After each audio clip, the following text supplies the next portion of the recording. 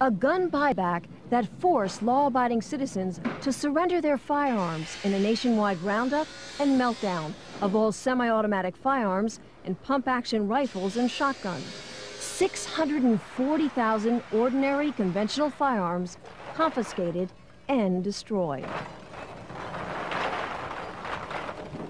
It was an absolute joke and a tragedy. I actually turned in 3 firearms, and it broke my heart. I mean, it was 40 years of collecting, and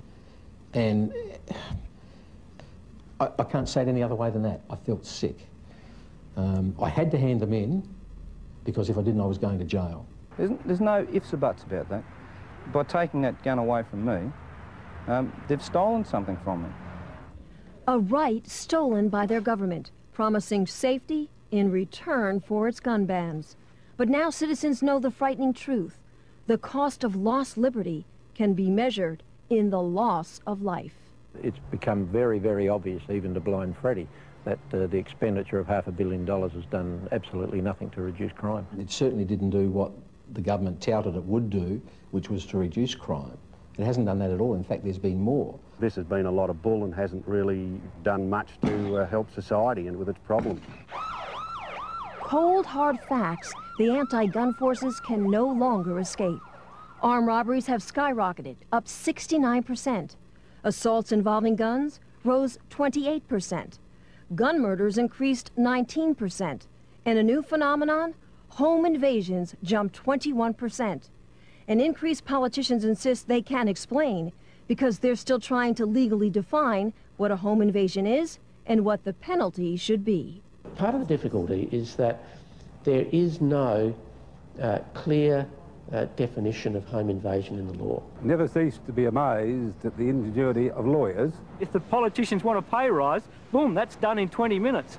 But to define home invasion, what a joke. I have no trouble at all in defining what a home invasion is. I think if someone sets their foot inside your door uninvited, they are invading your home and your privacy. And victims who have survived home invasions don't need a definition.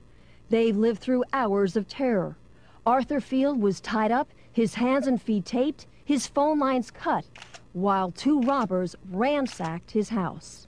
And they jumped on me and knelt on my chest and grabbed me around the throat because I immediately started calling out, "Help."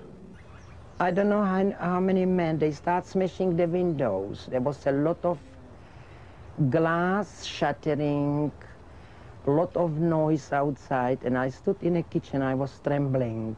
The Zawadzkis remember thugs running through their home, demanding money and threatening to kill them. Mr. Zawadzki says if he had a firearm, the suspects never would have gotten away. Do you will stand, waiting till you get killed? Or you will defend yourself? Tell me true, you will defend yourself. Scars that never heal, citizens left powerless.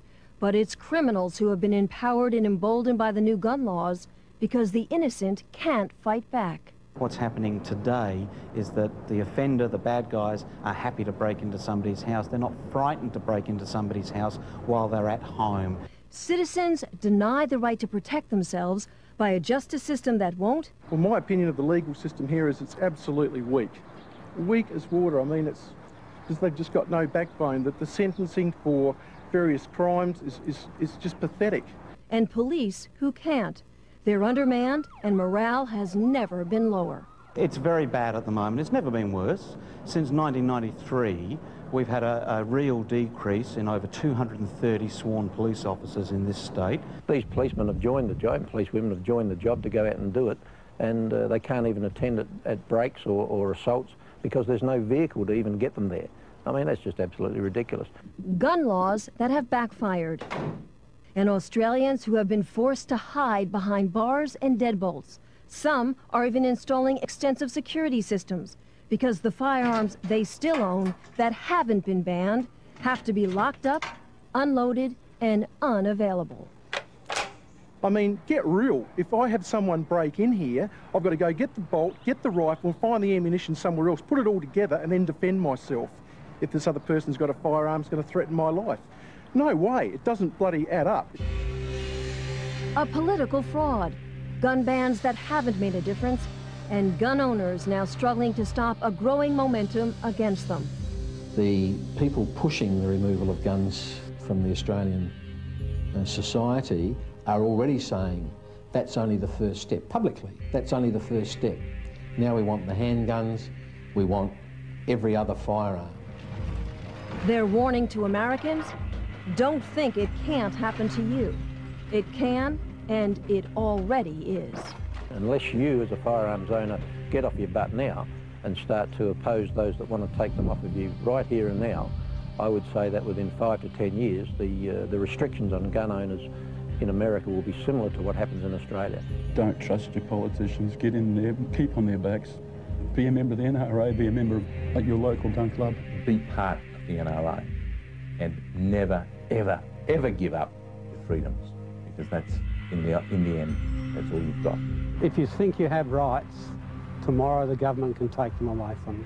I think the Americans have to be very, very careful, because, you know, their rights will be quickly eroded, as ours have, and we don't have a chance in hell of getting those rights back.